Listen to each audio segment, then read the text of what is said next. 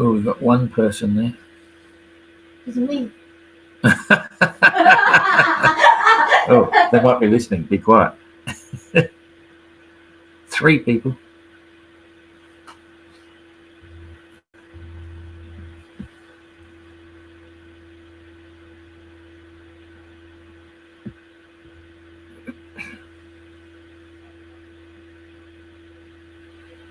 Yes.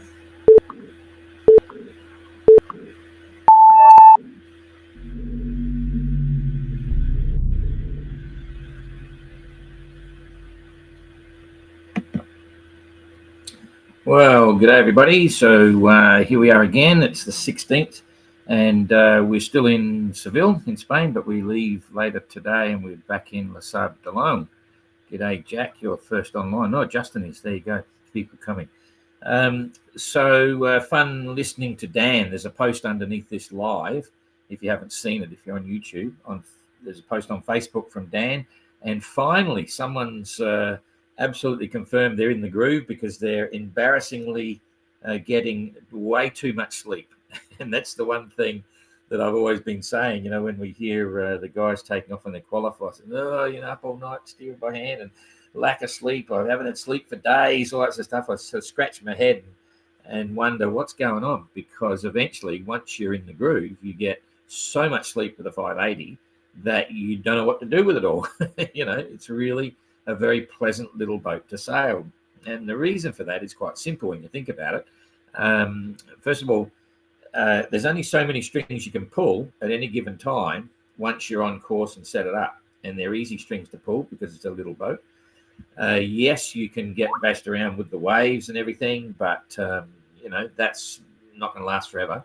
And it was interesting also, Jasmine was mentioning on her post that she got thrown out of her bunk and she couldn't sleep and this, that, and the other. Well, if you've got really good lead cloths, it's impossible to get thrown out of your bunk, And they're all things settling down. And that's where, as much as the voyage from Marina Lagos to Lanzarote was a qualifier for the transatlantic, this transatlantic is absolutely a qualifier for the Mini Globe race. The entrants will all learn a lot by doing the 3,000 miles to Antigua, and there'll be another round of frantic activity getting ready for the MGR, because once you leave Antigua, head to Panama, the Panama stop's going to be really quick because we've got to get the boats across the isthmus there and then get them in the water and get them underway as quick as we possibly can, because that next leg could be 50, 60 days for some. So they'll be at sea for a hell of a long time.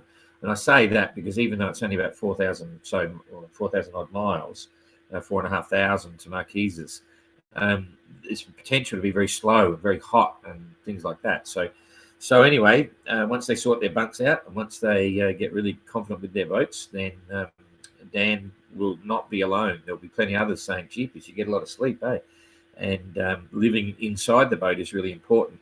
We heard that Renaud is still cooking and happy as Larry on board, and he's still sailing fast, because that's the other pre-qualifier to the fact that it can be hectic sailing the boats. You saw what happened with Kerry on Origami when he's having his Spinnaker run. He's pulling strings like crazy. I mean, we were right next to him giving him a hoo-ha, and he was not looking around at all.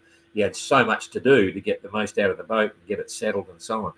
And it's clear to me that, the lead guys are really sailing as hard as they can. And Dan's got this great update that he's talking about things going on and getting too much sleep and so on. But I've got to tell you, he is sailing fast. We'll look at the tracker again in a minute, and he's as competitive as anyone. And it's really quite interesting to see, because I thought, I'm not going to say that I thought Canada Dan was going to sail slow, but his boat is set up really well, and it's set up in what I say a typical way, not like a dinghy sailor, like a cruising boat, ocean voyaging boat, safe boat. But he's going for it. There's no question, because I can detect the little differences on the boats, which I'll explain in a minute as well. Some of you joining now, I'll bring up John's picture.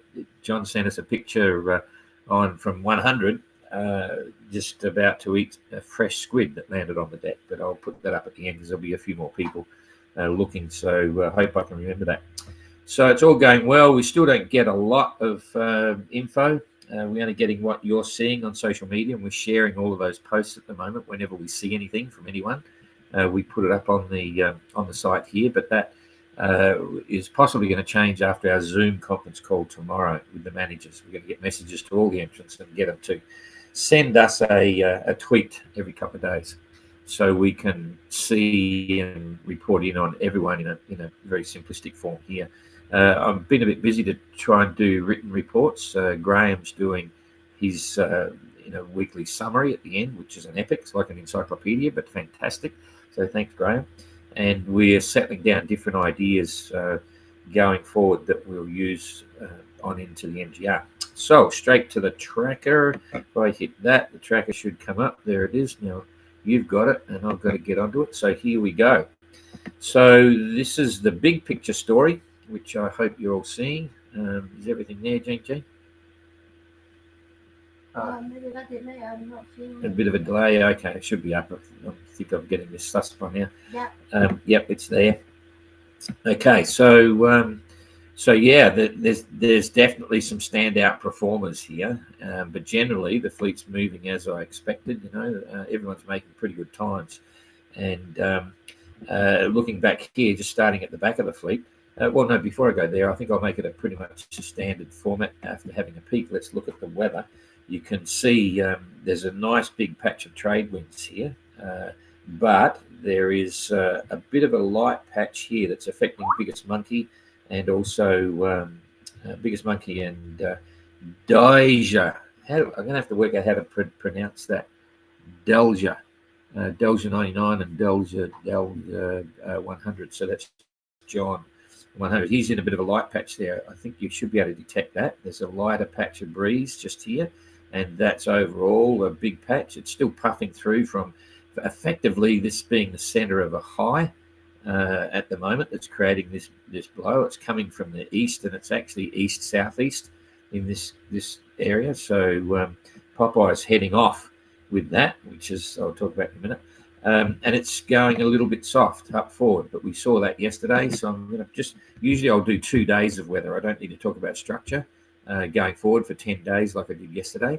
But let's just look at the next 24, 48 hours. You can see here we come. That's what's happening in the next 24 hours. And it's a nice breeze coming in from the east. So that's port quarter sailing, very fast. It's consistent. That's suggesting 15 to 20 knots and, probably gusting 25.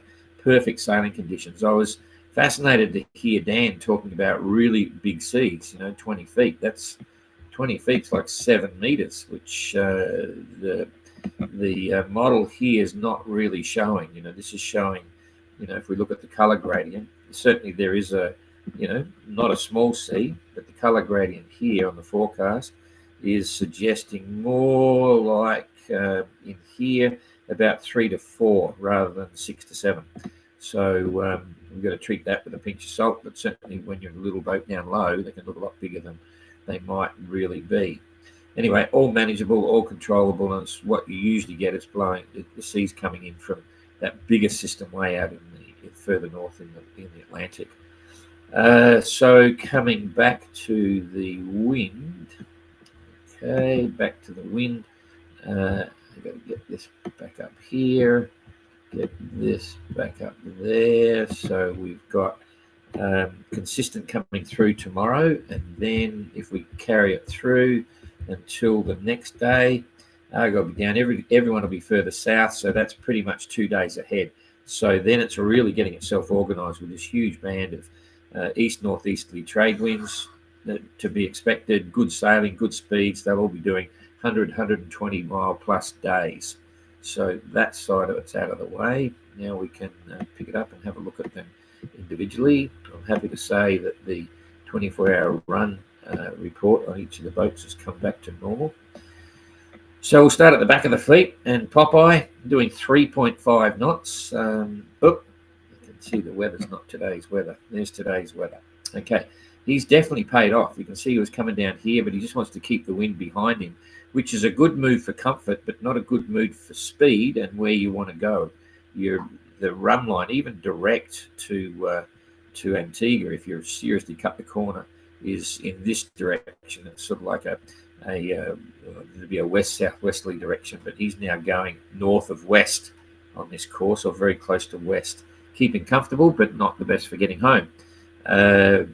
Jasmine, on the other hand, is making 4.2 knots, which is okay for her. She's done 95 miles in the last 24 hours, and she's got 2,485 miles to go. So quite okay. She's settled into a routine there and making good progress. I didn't give you, Popeye's done 88 nautical miles in the last 24 hours. So coming up the back here again, BB 4.6, that's still getting along, but he's affected by this light area of wind here. Remembering, of course, in fact, we'll just see the biggest monkey. There's the biggest monkey's doing 5. So he's got everything up, obviously. Probably the big kite. He's done 120 mile days, doing 5 knots, which is pretty respectable because it is lighter here. I can detect a slight patch. Bibby Jacob's done 113 mile days. That's okay. John down here is done 117 mile days, so he's still making good progress, but it is a bit lighter. And I should just remind everyone that this forecast, the way it's generated is by computer, obviously, but there's no islands close by now, so there's no permanent reporting weather station. And if you look at the vast expanse of the South Atlantic here, the only place they get information from all through here, this is barometric pressure, cloud cover, temperature, all the bits that make up the computer model are coming from drifting buoys. There's floating buoys out here. There's quite a lot of ships coming through, and a lot of those ships become official weather reporting stations. So the officers on the bridge have to report the weather conditions it's all done automatically now anyway. But back in my day, when I had my ship, we were an official weather reporting station, and every 4 hours, the officer of the watch would generate and fill out a form and send that we used to send it by Inmarsat-C to the weather reporting agent, and they would give all that information to the Bureau of Meteorology, the country close by, which goes into the world data bank of bits and pieces, and the computer spits out the potential weather for that area. So when you're using light areas like this and you're trying to predict the wind, it can be based on relatively widely spaced data, and it's hard to get it really correct. When it's a solid trade wind like this, it's more accurate, but variables within that are generated by computer, not by real-time weather reporting, so it can be a bit inaccurate. And so the boat speed variances when they're close by could be because the actual weather they're getting is not actually what we are seeing on the tracker here. Okay, so I just explained that it's not quite enough to sort of compare boats. When they're really close together, it's acceptable. So anyway, John's 4.2. He's always a little bit slower than the other boats around, so I got a feeling he's not as competitive. He might not be driving as hard, but doing okay. Biggest monkey always seems to be a little bit faster. So, and he is trying to drive hard based on his conversation before everyone left. Okay, Immortal Dan, the holiday man, is doing 5.1 knots, which is fine. 114 mile day, that's fine. He'd be happy enough with that. And Renaud is doing 5.2 knots. He'd be happier than Dan because he's 0.1 of a knot faster. And he's done 123 miles in the last 24 hours. He's the biggest threat to Kerry on Origami because he's slowly gaining, but he's still not quite in front. Next one's a Little B. Dan, you've seen his post. He's doing 5.1. So as much as he's sleeping, he's on the hammer. He's right up to it. So, and all of these appear to have identical weather. So I think it's fair to say that you're comparing boat speed here with a reasonable expectation of similar weather. So Little B, 120 mile days. Origami, 117 mile day. You can see Dan, Little B took a bit out of Kerry, but he's doing 5.5 knots, which is probably close to the fastest boat speed. Okay, I don't think I've seen anyone with bigger than that. Little Ren, Adam, doing 5.3 and 119 nautical mile day. So he's hanging in there, but he's having a hard time trying to push forward to catch that gap.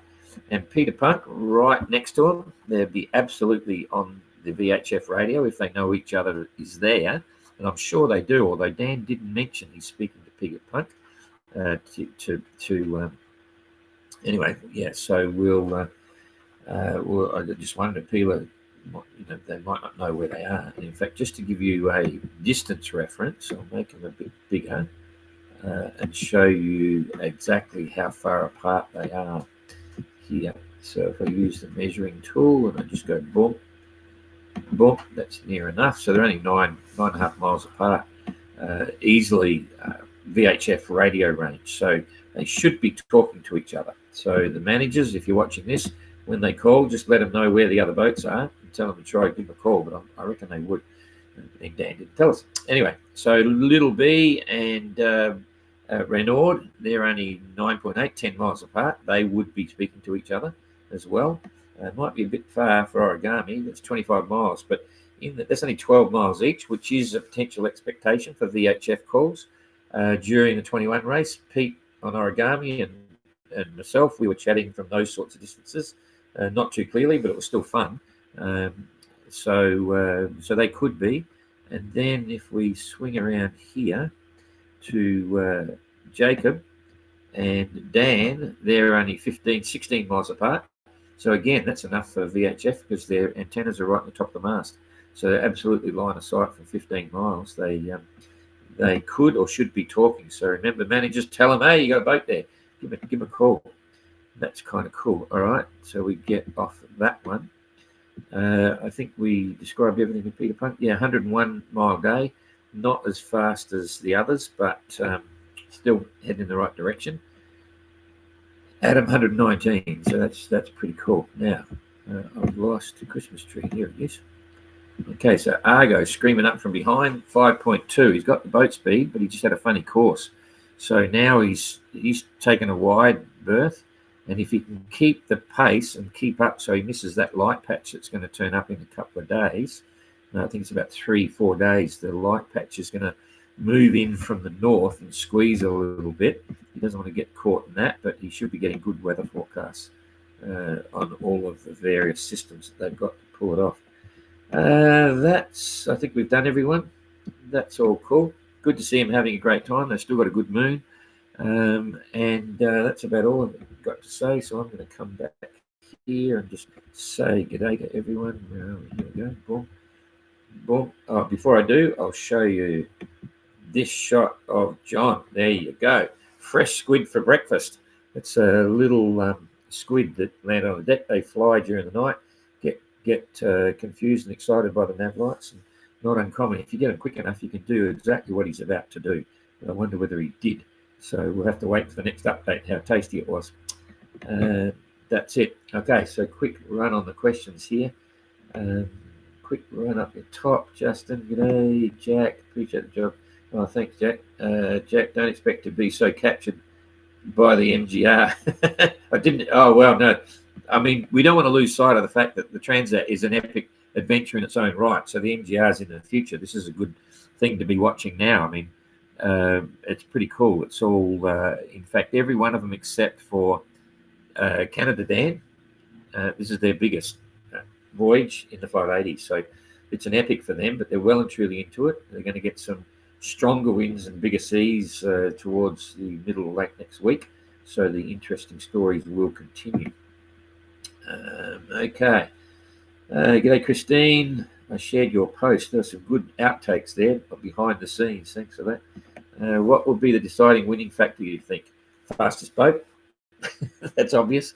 But no, it's a combination. And the interesting thing is I can say it over and again. Adam's trying. Dan Canada's trying. Aussie Dan's trying. They're racing. Renaud is racing. Peeler is racing. And the other boats have got spurts of speed, like even Christian. I mean, they're all there, so that's a bit tricky. But what you'll see, once a boat gets away from you, it's very hard to recapture that distance unless something happens in the weather. So if let's just say we assume they've all got exactly the same weather, and you get a boat that's 15 miles in front, you have to be a knot faster for 15 hours just to catch up, and that's hard. That's really hard. So because they're one design boats for all the bits, unless that boat in front makes a mistake. So there's this combination now. What you do is you decide when do you want to drive hard. Like you really got to push it when you're driving really hard with these boats. It's not, you've got to make a big effort to make a little difference. In other words, it's very easy to get 100, 120 mile days, even 125. To push through that barrier, you really have to be hand steering, you have to be tweaking sails, you have to have maybe a little bit more up than you should to pick up the speeds from sort of like 5 or 6 knots up to 7 and 8 knots when you're surging along. And then you can get higher averages and take out a bit of distance than the other guy. But all the time you're doing that, you're putting yourself at risk. I was surprised to see sails getting torn, I forget who it was now. It was Christian, I think. There's also torn one of his spinnakers, and Dan tore a spinnaker, and a couple of them are pushing it. So that's where it happens. But I've got a lot of faith in all the entrants. They're all there for the right reasons. And, I don't think Popeye's ever going to win anything. And certainly this is a trial run for Jasmine. And I think John is learning a lot. John, on 100, he's learning a lot at the moment. So he's, you got to wait and see on that. Jacob's got a heavy boat. I think that's going to be, it's going to penalise him a little bit. But, the rest of it, watch your space. But their headspace is all good, but some are more competitive than others. So that was a long answer for a short question.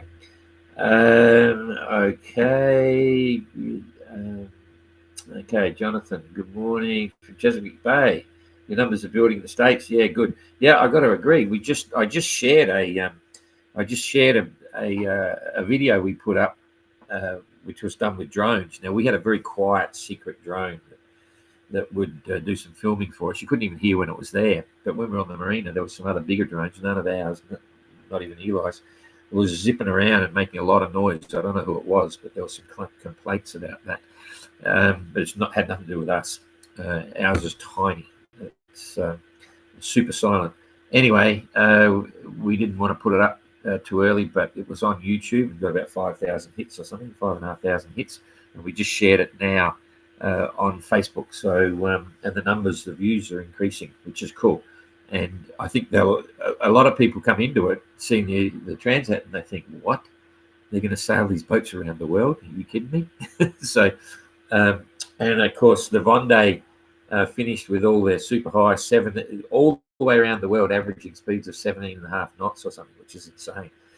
So later on, when I get a chance, and I'm still really busy with other stuff, I'll write some comparisons about comparing the Vendée Globe with the Golden Globe, because some of the media still, the Golden Globe is tough, the Vendée Globe is tough, but they're tough in different ways. And I think it's important for us to try and show people how tough the GGR is.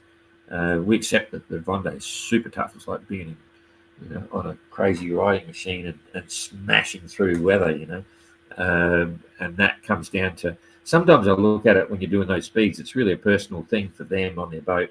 And I know exactly why they're there, and it's amazing to watch. But it's really, you're really not fighting the weather. You're really at war with the ocean. The way those boats just go, you're at war. You're not fighting it. Whereas the GGR and the 580s, they're still at one with the ocean. You're not trying to get on top of the ocean. You're trying to mold and go with the flow, if you know what I mean. And it's a lot more romantic and a bit simpler, as much as it's incredibly hard. So, morning from Chesapeake. Yep, numbers building. Brandon, okay, what point of sail is fastest on the 580 for a given wind speed? I think pretty much as you saw it with that spinnaker run with Origami and Origami with Kerry. If you're close reaching with the biggest kite up in a given wind strength, depending on how much wind, as long as you can fly that kite, I think that's probably going to give us your fastest speed, because you're effectively you're planing pretty quickly, so the waterline length has got nothing to do with it, and you can really drive it hard as long as you think that the kite's not going to pop. And Kerry's running that without a winch as well. He's running like dingy ratchet blocks and holding the sheet in his hand, which I don't know how he can manage that, but it was impressive to watch. And generically, any boats that are trying to keep up with a little boat has trouble. The little boat has an advantage because it's very easy to get it past its waterline length, theoretical maximum speed. So we may have Captain Coconut on his Lalo 34 sailing around the world with the MGR, and if he does, we've already warned him. I said, geez, mate, you might be struggling to keep up. So anyway, okay. G'day, Mariano, Mexico, fantastic. Keep going, little B. Yep. Hi from South Africa. G'day, John Morgan. Morning. I'm looking for questions. What are the managers allowed to tell the boats? Managers can tell the boats anything at all except where to go. That's it. They can tell them the position of all the other boats and all that sort of stuff. And any weather discussion, they can discuss the weather, but they can't say to them, oh, that there's more wind over southeast, so I think you should go over southeast. They're not allowed to do that. They can't give any weather route. That's the only restriction, but they can give them anything, not like the OGR or the GGR. Reminder, if you're watching, like it. Oh, yeah, good idea. Thanks. Please subscribe to the YouTube channel and like the Transat site, the MGR site on Facebook. Any likes, shares, and even comments. Every time we get a comment, the algorithm for each of the sites, be it YouTube or Facebook, picks up the fact that people are commenting. And when you comment, it'll say, oh, there must be something happening, because it's the blind computer thinking, oh, people are commenting, people are putting emotions up, like or to shock or hate it, whatever. They think something's happening, we better share this around. So anytime you can, like, share, and comment. Cool. Excellent. Oh, thanks. We'll be following along. Netherlands. Yep. Wonder if Kerry is regretting his yoga mat yet. Maybe. Kerry's the silent man. In fact, we'll be talking to his manager tomorrow and say, what's Kerry up to? I think he just wants to concentrate and focus, because it is a distraction when you're out on the boat by yourself. When I went across, having to send that daily message on the sat phone, it just seems to come around really quickly, and it breaks not the serenity, but you're in the zone, and you're on the boat by yourself. And yes, you want to talk to people. We weren't allowed to talk to people for the Transat normally. So you get rid of that desire straight away, but you had to send this daily text message, which was a pain in the butt. So I think a few of them are in that situation, and they're enjoying their solitude. Anyway, that's about it. Thanks for the comments and stuff. If you're going to give an email 5-minute warning when you're going to broadcast like you did with OGR, no, I don't do emails. Usually, because we're all over the place, usually I'll get into a routine and say the live updates here are going to be at a set time, but I don't want to do that at the moment because we don't know what we're doing. We're all over the place. So they're random, but I do have that 60-second countdown coming into the live. So some people see it there, and you can always watch the replay if you're halfway. So and the other thing that Jane pointed out, I didn't realize it, but we're actually getting YouTube comments here as well as Facebook. I thought the comments that I'm seeing were only from Facebook, but they're actually from YouTube, which is really interesting. So I'm glad that we're able to talk to the YouTubers who are seeing this live as well. And I'm wondering, because a lot of people don't like Facebook, obviously, but the only real YouTube stuff we do is these lives and the videos, of course. The main form of information is coming off Facebook. So if you want to follow the regular stuff between these updates, and for Transat, we'll try and do one every day. There's a lot of other stuff going on Facebook. So, okay. No worries. Thanks, Mick. And we will, I'll see if I can sign out. We're getting pretty hot on this signing out business now. So we'll see you later on. We'll see you tomorrow sometime. See ya. Witness history in the making. The McIntyre Mini Globe Race 2025. Small boat, huge adventure.